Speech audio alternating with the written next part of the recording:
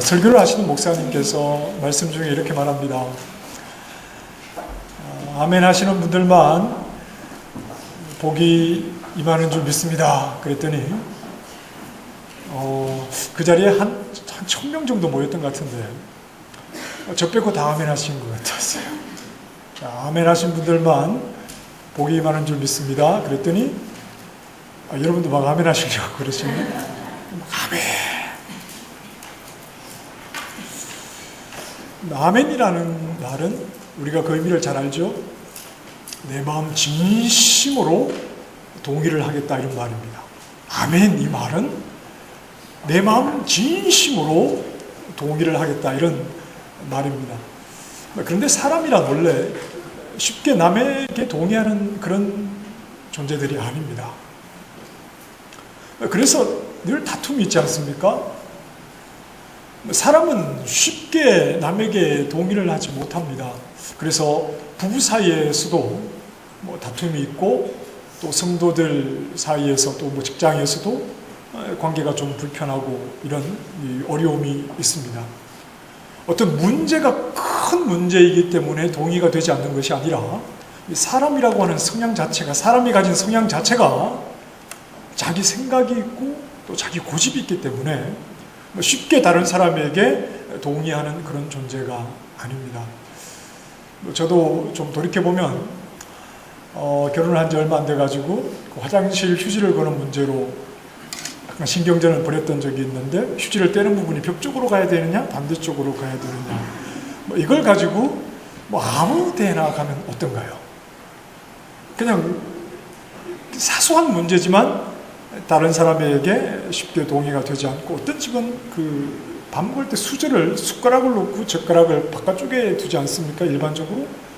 그런데 한국 사람들은 먼저 이렇게 국을 뜨니까 숟가락을 바깥에 놨다고 왜 너는 이렇게 놨냐 이거 가지고 또 싸웠다는 얘기도 듣고 사람 성향이라는 것이 쉽게 내 생각과 다른 것에는 동의를 하지 못하는 것이 바로 이 사람의 모습입니다.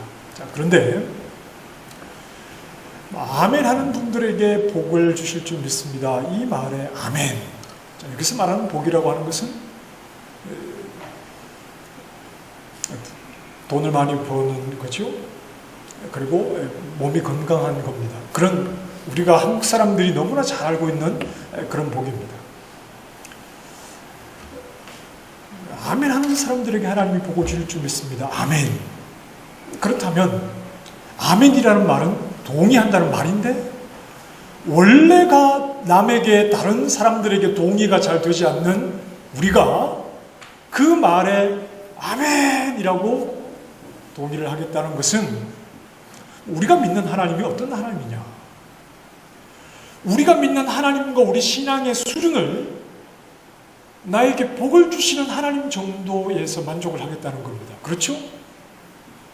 아멘 하는 분에게 복이 임할 줄 믿습니다. 아멘! 이라고 한다는 말은 우리가 믿는 하나님, 그 하나님이 얼마나 고생하시고 그 하나님을 믿는 믿음의 내용들이 얼마나 고생한 것에는 크게 중요하지 않고 그저 나에게 물질의 복을 주시는 분 정도면 나는 충분히 내가 믿는 하나님으로 동의를 하겠다. 우리 신앙의 수준이 그 정도면 나는 충분하다. 내가 믿는 하나님이라는 분이 그 정도면 나에게는 충분하다. 이 생각을 가지고 우리는 그렇게 아멘을 하는 겁니다. 자, 그렇다면 만약 하나님께서, 우리가 믿는 하나님께서 내가 만족할 만한 정도의 어떤 물질적인 복을 주시는 분, 그 정도로 우리가 만족해야 할 만한 하나님이라면, 그렇다면 우리에게 믿음 생활을 착실하게 함에도 불구하고 물질의 복을 주지 않는 하나님이라면 믿을 필요가 있습니까? 없습니까? 없습니다. 우리에게 물질적인 것으로 복을 주지 않는 하나님이라면 굳이 그런 하나님을 믿으려고 시간 낭비를 할 필요가 없겠죠. 자, 이것이 바로 누구의 생각이냐 하면 사탄의 생각이죠. 사탄이 가지고 있는 수준이죠. 우리가 다시 한번 말씀을 보실까요? 욥기 1장 9절에서 11절까지 말씀 같이 보겠습니다. 시작. 사탄이 여호와께 대답하여 이르되 욥이 어찌 까닭없이 하나님을 경외하리이까?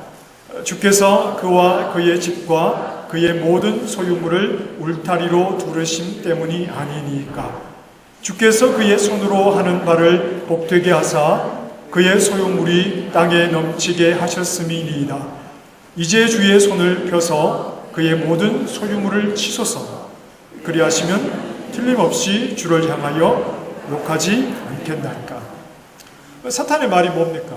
하나님, 욥이 하나님께 복 받으려고 하나님을 섬기는 것 아닙니까? 하나님이 복 주시니까 욥이 하나님을 잘 섬기는 것 아닙니까? 지금 이런 말을 하는 거죠. 하나님께서 하나님의 종이라고 자랑하는 저 욥의 신앙의 수준이 하나님의 생각처럼 그렇지 않습니다. 물질의 복을 주시니까 욥이 하나님을 잘 섬기는 것뿐입니다. 하나님 착각하지 마십시오. 이 말에 하나님이 뭐라고 말씀하시죠? 그래, 그럼 욥의 소유를 거두어봐라. 하나님께서 이렇게 말씀하시는 이유가 뭡니까? 욥이 하나님을 믿는 신앙은 아멘 하는 사람에게 물질의 복을 줄 줄 믿습니다. 아멘. 이 정도의 신앙이 아니라는 겁니다. 그 정도의 신앙이라면 하나님 이런 말씀하시면 안 되겠죠? 그러면 사탄의 말대로 욥이 하나님을 욕할 것 아닙니까?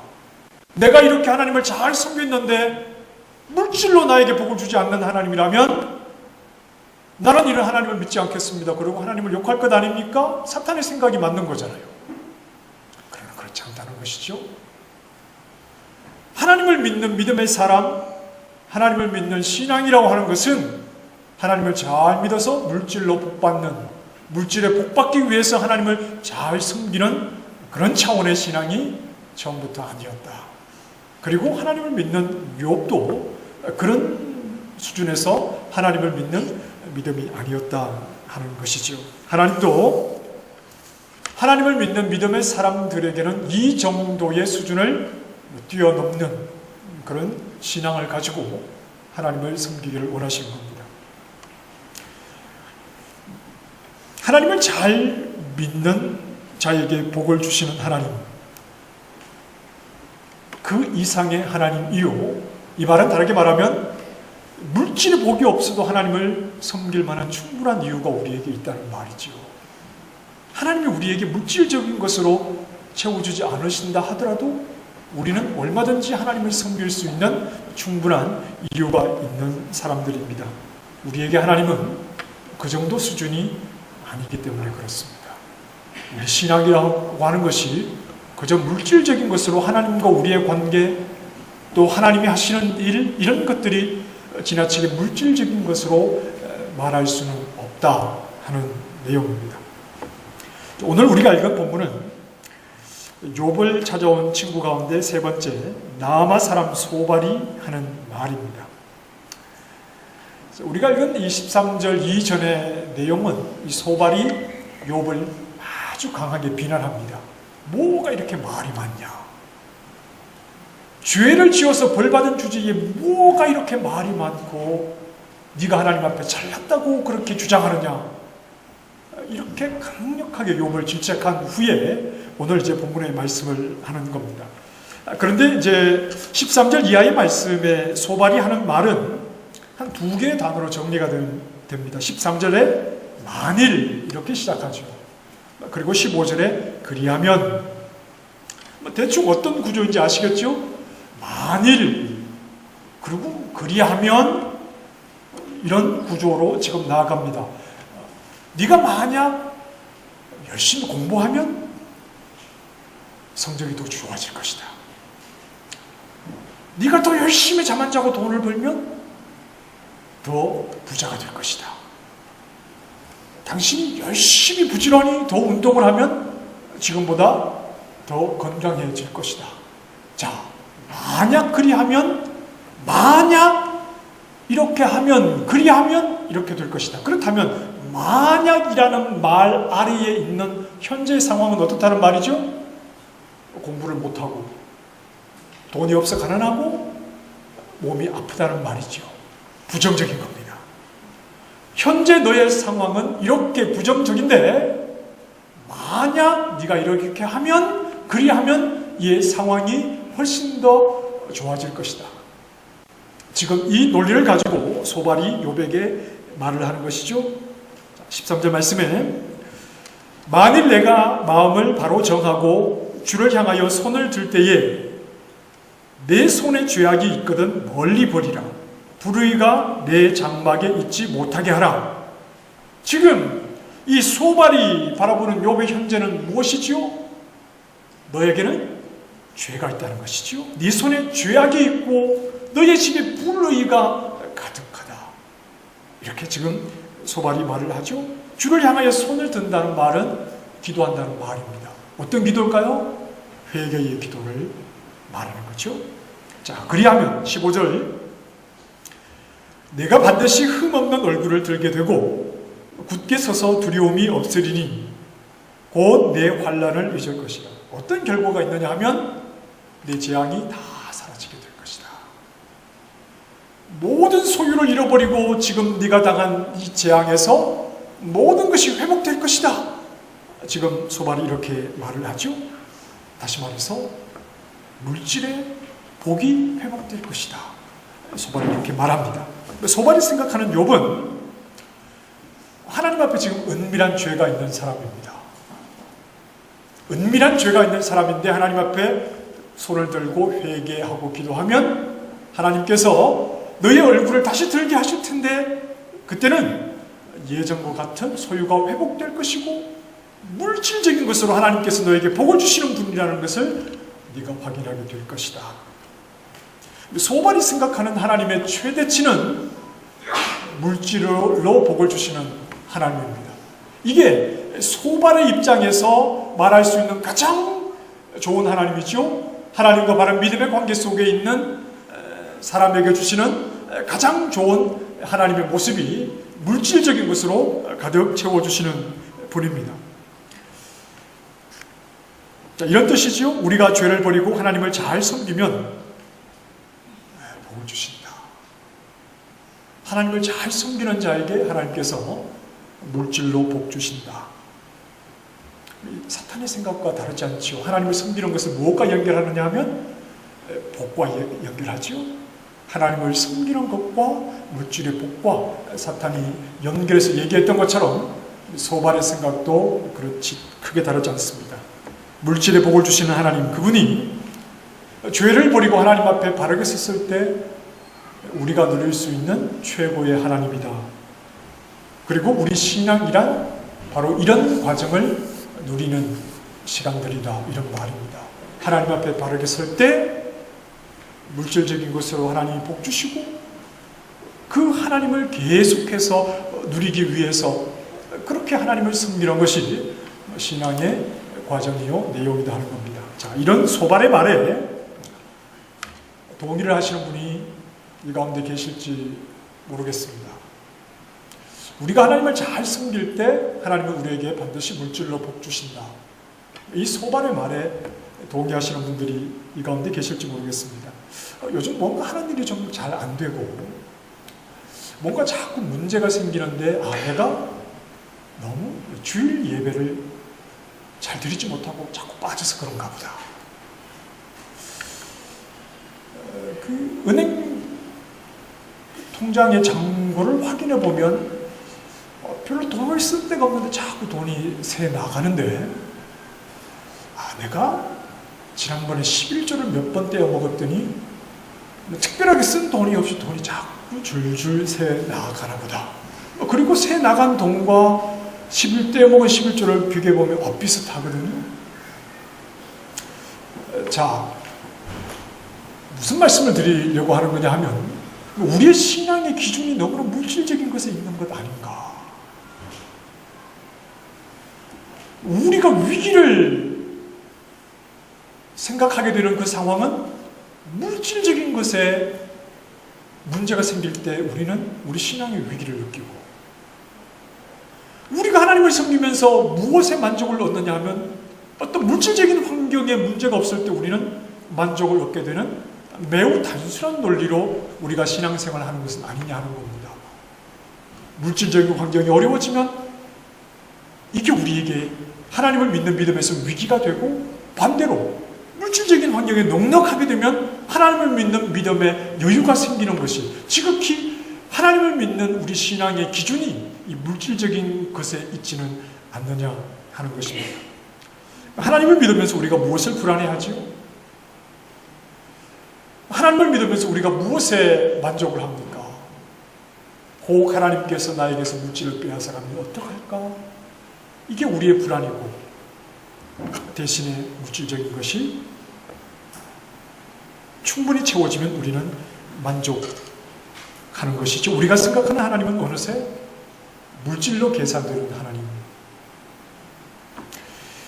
소발이 욥을 향해서 직접적으로 회개하라는 말을 쓰지는 않습니다. 그러나 소발에게 욥은 죄인입니다. 하나님 앞에 은밀한 죄를 가지고 있는 사람으로 그렇게 욥을 전제하고 있습니다. 그러면서 고난의 자리에 있는 지금 욥이 회개하지 않는다면 욥은 은혜의 하나님을 경험할 수 없다는 겁니다. 욥이 지금 만일 이렇게 말하는 것으로 볼 때 욥이 지금 고난의 자리에서는, 그가 죄를 범함으로 고난의 자리에 처해 있는 이 상황에서는 절대 하나님을 바르게 경험할 수 없다는 말을 하는 것이죠. 그래서 그 고난의 자리를 빨리 벗어나서 회개하고 하나님의 은혜를 경험할 수 있는 자리로 올라와야 하는데, 하나님을 최대한 맛볼 수 있는 자리가 어떤 자리냐 하면 물질을 통해서, 물질의 복을 주시는 하나님을 통해서 하나님을 최대한 경험할 수 있다는 겁니다. 소발의 말에는 하나님의 은혜를 경험할 수 있는 자리와 하나님의 은혜를 경험할 수 없는 자리에 분명한 경계선이 있지요. 그것은 바로 물질의 소유를 충분히 누리는 것과 그러하지 못하여 재앙 속에 있는, 고통 속에 있는 이 사이에 분명한 경계가 있어 이 고통의 자리는 하나님의 은혜를 누리지 못하는 자리요, 하나님의 은혜를 누리는 자리로 오기 위해서는 회개하고 물질의 복을 받는 것으로 하나님의 은혜를 확인해야 한다고 말을 하고 있는 겁니다. 욥에게 회개가 필요한 것은, 고난은 하나님의 은혜를 누릴 수 있는 자리가 아니기 때문에 그렇습니다. 하나님을 누릴 수 있는 자리가 고통받는 자리일 수는 없다는 겁니다. 하나님을 누리는 자리가 고통받는 자리일 수는 없다고 이렇게 말을 하는 겁니다. 자, 하나님은 지금 욥을 세우셔서 이 경계를 무너뜨리고 계시죠. 이 소발이 정해놓은 경계, 하나님의 은혜를 누리지 못하는 고통의 자리, 하나님의 은혜를 누리는 것을 물질로 확인하는 이 자리 사이에 이 소발이 정해놓은 경계를 하나님께서 욥을 세우셔서 무너뜨리고 계시는 겁니다. 그 고통의 자리를 하나님을 경험할 수 없는 사각지대로 만들어서는 안 된다는 겁니다. 고통의 자리가 하나님을 경험할 수 없는 그런 영의 사각지대가 되어서는 안 된다는 겁니다. 그 자리가 하나님의 은혜를 더 이상 맛볼 수 없는 자리가 아니라는 말이죠. 소유가 사라지고 건강을 잃고 잘 해결되지 않는 일들 때문에 어려움을 겪는 자리가 지극히 단순한 논리로 하나님으로부터 벌을 받기 때문에 네가 그러하다, 이렇게 함부로 말해서는 안 된다는 겁니다. 물질적인 것으로 모든 것을 판단해서는 안 된다는 말입니다. 우리는 환경이 아니라 하나님을 구하는 사람들입니다. 우리는 환경이 아니라 하나님을 구하는 사람들입니다. 하나님에게 주목하는 사람들인데, 고통의 자리라 하더라도 하나님을 주목하는 데는 아무런 문제가 없다는 겁니다. 소발의 말대로 고통의 자리에서는 회개해서 빨리 그 자리를 벗어나야만이 하나님의 은혜를 경험하게 되는 것이 아니라, 하나님께 주목하는 우리는 고통의 자리라 하더라도 그 자리에서 하나님을 경험하는 데는 아무런 문제가 없다는 겁니다. 지금 고통 속에 머무는 욥은 비록 자신은 모르고 있다 하더라도 하나님과의 관계에 문제가 있습니까? 없습니까? 문제가 없지요? 하나님 쪽에서는 아무런 문제가 없지요? 그에게 소유가 많았을 때나 모든 소유를 잃어버렸을 때나 하나님 입장에서는 욥과의 관계에 아무런 문제가 없습니다. 욥과 하나님 사이의 이 관계의 질이 아무런 차이가 없는 그 상황이 있습니다. 왜냐하면 고통도 하나님의 최선이기 때문에 그렇습니다. 우리에게 주어지는 고통도 하나님의 최선이기 때문에 그렇습니다. 소발과 같은 생각을 가진 사람은 이 말에 동의를 할 수가 없겠지요. 왜 나에게 임하는 고통이 하나님의 최선이냐? 이렇게 반문을 할 것입니다. 나에게 최선이라면 하나님의 최선은 물질적인 복으로 확인되어야지, 물질적인 환경으로 확인되어야지, 왜 나에게 임한 고통이 하나님의 최선인 것이냐? 이렇게 반문을 하겠지요. 지금 욥을 향해서 하나님은 수개월째 침묵하고 계십니다. 하나님을 향한 그 간절한 외침과 부르짖음과 하나님이 어떤 분인지에 대해서 알고자 하는 이 갈망하는 마음에 대해서 하나님은 욥을 향해 오랫동안 침묵하고 계십니다. 그러나 이 침묵도 욥을 향한 하나님의 최선입니다. 최선이라는 말은 여전히 하나님이 욥과 함께하고 계시다는 말입니다. 여전히 고통 속에 있는 욥을 하나님이 책임지고 계시다는 말입니다. 사탄을 제한하시는 분이 누구시죠? 욥에게 가해지는 그 고통을 제한하시는 분이 누구십니까? 하나님 아니십니까? 지금 고통 속에 있는 욥이지만 욥은 하나님의 책임 속에 있는 것이지요. 고통의 자리에 있는 욥을, 고통의 자리에 있는 욥을 모든 사람이 하나님의 저주를 받고 하나님으로부터 벌을 받았다라고 하나님과의 관계가 단절되었다고 말하는 그러한 상황에 있는 그 욥을 하나님은 하나님의 책임과 하나님의 능력과 하나님의 선하신 뜻으로부터 절대 이탈하지 않도록 하고 계시다는 겁니다. 사람들이 뭐라고 해도 모든 사람이 이구동성으로 하나님으로부터 복을 받지 못한 자라고 하는 그러한 상황에 있다 하더라도 뭐 저 사람 하나님 앞에 큰 죄 지은 것 아니야? 뭐 저 사람 우리가 알지 못하는 어떤 하나님 앞에 잘못이 있는 것 아니야? 이렇게 모든 사람이 그를 의심의 눈으로 본다 하더라도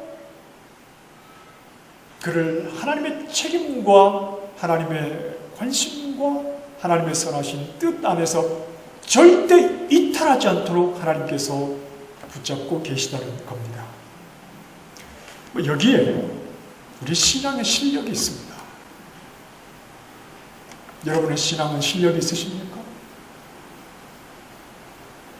어떤 신앙이 실력 있는 신앙이냐 하면 내가 하나님 안에서 예수 그리스도 안에서 하나님의 자녀가 되었는데 내가 처한 고통의 상황이라 하더라도 결코 하나님으로부터 이탈되지 않았다는 사실을 고백할 수 있는 사람이 신앙 있는, 실력 있는 신앙의 사람입니다. 남들이 납득하지 못하고 때로는 나 자신도 왜 이런 상황이 나에게 주어지는가 의문이 생긴다 하더라도 나를 불러서 예수 그리스도 안에서 하나님의 자녀 삼으시고 하나님 백성 되게 하신 그 하나님의 은혜 안에서 나에게 상황이 주어진 상황이 어떠하든지 결코 하나님의 성실하심과 그분의 책임과 그분의 뜻으로부터 내가 이탈되지 않고 있다는 사실을 고백할 수 있는 것이 실력 있는 믿음의 사람이라는 말입니다. 어려움의 자리가 하나님으로부터 멀리 떨어져서 두려움을 느껴야 하는 자리가 아니라 여전히 하나님의 최선 안에 머물고 있다는 확신에서 흔들리지 않는 믿음을 가진 자가 실력 있는 믿음을 가진 사람입니다. 너무 쉽게 신앙을 생각하지 마십시다. 뭔가 물질적인 것으로 넉넉하게 채워진 것을 보고 아, 저 사람 믿음에 실력이 있구나 이렇게 생각하시면 안 됩니다. 그렇게 생각하시면 안 됩니다. 우리가 어려움의 자리에서 우선적으로 바라는 것은 다 이 어려움에서 벗어나기를 원하는 것입니다. 어떻게 하면 빨리 이 어려움에서 벗어날까? 그러나 우리는 어려움의 자리에서 우선적으로 봐야 하는 것은 하나님이 나와 함께 하신다는 그 확신입니다. 절대 하나님과 나와의 관계, 그 관계의 질에는 전혀 차이가 없이 하나님께서 나를 책임지고 계시다는 그 사실을 고백하는 것이 어려움의 자리에서 우리가 고백해야 하는 모습입니다. 사실 우리가 교회에 나오고 신앙생활을 하는 이유는 문제 해결을 위해서가 아닙니다. 우리가 신앙생활을 하고 하나님을 부르는 것은 문제 해결을 위해서 신앙생활을 하는 것이 아닙니다. 우리는 하나님을 얻기 위해서 신앙생활을 하는 겁니다. 그게 신앙생활의 가장 중요한 것이겠지요. 예수 잘 믿어서 복을 받으려고 믿음 생활하는 것 아닙니다. 그것이 아니라 예수님을 얻기 위해서, 그 예수님을 얻기 위해서 우리는 믿음 생활을 하는 것이죠. 예수님을 얻고 예수님을 구한다는 것은 예수님 그분을 이해했다는 겁니다. 예수님 안에서 하나님이 하시는 놀라운 일들을 이해하게 되었다는 겁니다. 이게 신앙의 내용입니다. 예수 믿어서 문제 해결을 하기 위해서 우리가 믿음을 가집니까? 그렇지 않습니다. 우리는 우리가 믿는 하나님이 어떤 분인지 그분을 이해하고 그분을 얻는 것이요, 그 하나님의 일하심 속에 앞서 걸어가신 예수 그리스도를 이해하고 예수 그리스도를 통해서 일하신 하나님을 충분히 이해했기 때문에 우리도 예수님 뒤를 따라가고자 하는 것이 우리 기독교 신앙의 내용인 것이지, 문제 해결 이것이 우리 신앙의 내용은 아닙니다. 예수님을 이해하고 그분을 따른 사람들, 많은 사람들 가운데 사도 바울이 있습니다. 사도 바울이 이렇게 말했죠. 골로새서 1장 24절에, 이미 우리가 몇 번 본 말씀이지만 다시 한번 보십시다. 시작. 나는 이제 너희를 위하여 받는 괴로움을 기뻐하고 그리스도의 남은 고난을 그의 몸된 교회를 위하여 내 육체에 채우노라. 바울은 예수님을 어떻게 이해했는가 하면 고난을 통해서 이해했습니다. 바울은 예수님을 어떻게 이해했는가 하면 고난을 통해서 예수님을 이해했습니다. 그리스도는 고난의 길을 걸으신 분입니다. 바울은 이렇게 예수님을 이해하고 있습니다. 그리고 이제 하나님을 믿어 예수 그리스도 안에서 하나님을 알게 된 바울은 나 또한 고난의 자리를, 그리스도를 뒤따라 그 고난의 길을 걸어가겠다는 겁니다.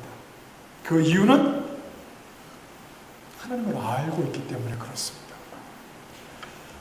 고난의 길을 걸어가신 예수 그리스도를 통해서 하나님이 어떻게 일하신 분인가, 그 하나님을 알고 있기 때문에 자신 또한 예수 그리스도를 뒤따라 그 고난의 길을 걸어가겠다는 것이죠.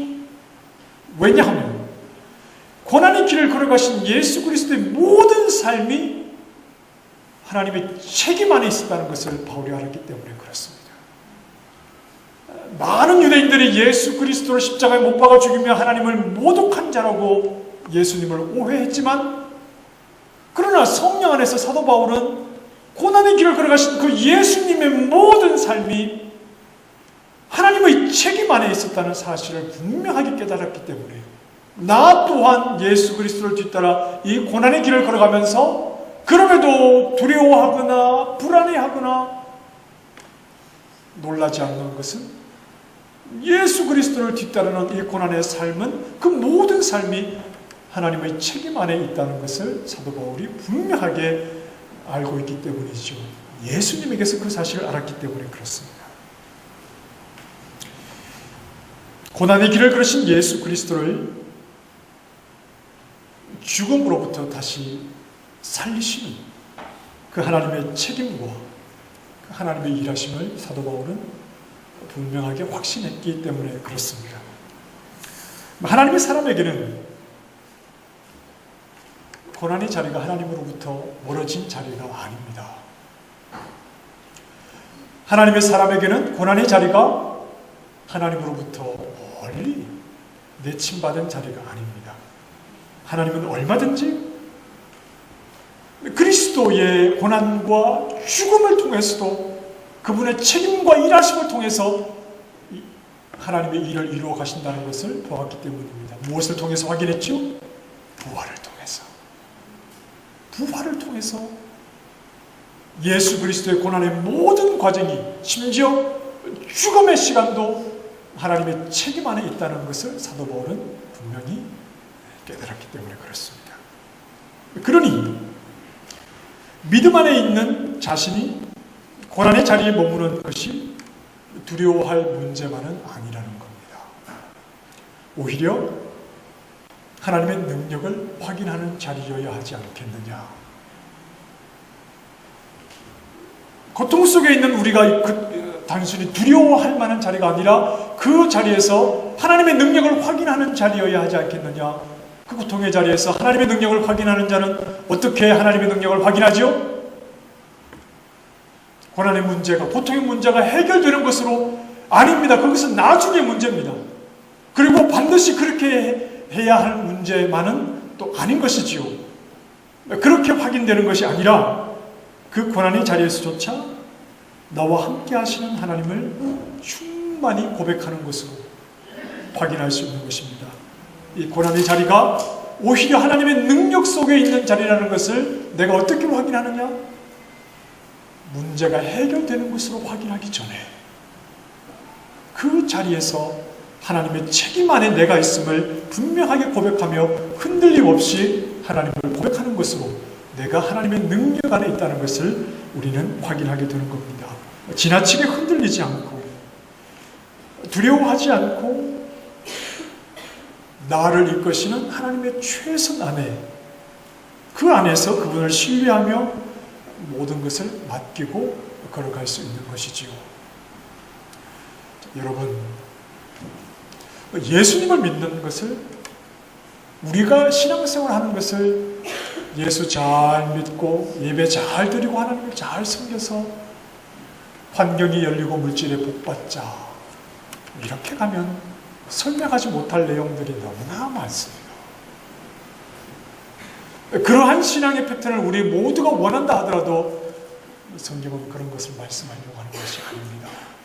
그런 것이 아니라 예수를 믿는다고 하는 우리가 과연 얼마나 예수님을 알고 있는가. 예수님을 믿는다고 하는 우리가 고난의 길을 걸어가신, 오늘 찬양대 찬양에서도 고난의 길을 걸어가신 예수님을 본받겠다고 찬양을 하셨는데, 고난의 길을 걸어가는 것은 매우 힘들고 고통스럽고 눈물과 아픔의 길이지만 눈물과 아픔과 고통의 시간마저도 하나님의 책임 안에 있다는 것을 고백할 수 있고, 그 자리에서 하나님을 인정하고 하나님을 높일 수 있는 것이 예수 그리스도를 뒤따르는 실력 있는 신앙의 사람들이 보여야 하는 믿음의 모습이라 하는 겁니다. 우리는 고통의 자리에서 하나님을 찾기 위해서 다른 곳으로 갈 필요가 없습니다. 왜냐하면 우리에게 주어진 고통의 시간도 하나님의 최선이기 때문에 그렇습니다.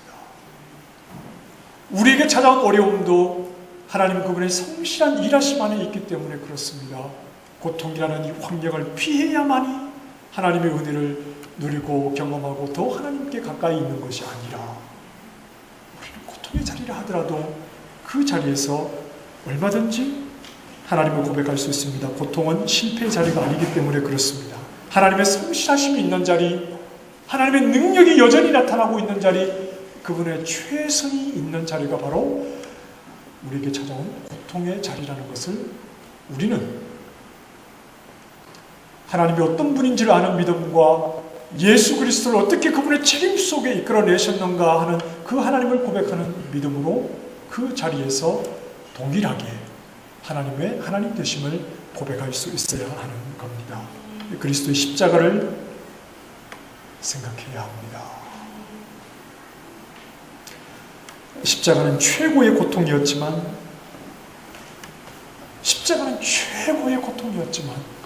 그러나 동시에 하나님의 책임과 하나님의 동행하심과 하나님의 선하신 뜻과 하나님의 사랑과 하나님의 능력이 최고로 나타나는 자리였다는 것을 우리는 생각을 해야 합니다. 오늘 믿음 안에서 내가 서 있는 고통의 자리 또한 하나님의 최선이라는 것을 고백할 수 있기를 바랍니다. 고통은 힘듭니다. 고통은 빨리 벗어나고 싶지요. 고통은 너무나 괴롭습니다. 그러나 그 고통의 시간마저 하나님의 최선과 그분의 책임 안에 있는 시간인 줄 알아. 너무 단순하게 물질적인 환경으로 하나님과 나와의 관계를 확인하려고 하지 말고 하나님이 어떤 분인지를 알기에 고난의 길을 걸어가신 예수 그리스도를 통해서 모든 일을 이루어내신 하나님이 어떤 분인지를 알기에 그 하나님을 고백한다면, 그 하나님을 고백할 수 있는 믿음이 있다면 내가 지금 서 있는 고통의 자리도 하나님의 최선이요 그분의 책임 속에 있다는 사실을 묵직한 믿음의 고백으로 고백할 수 있기를 바랍니다. 언제나 우리를 향해서 최선을 베풀어 주시는 하나님, 그분의 성실하신 책임 안에 우리의 모든 인생이 있으니 모든 것을 그분께 맡겨드리며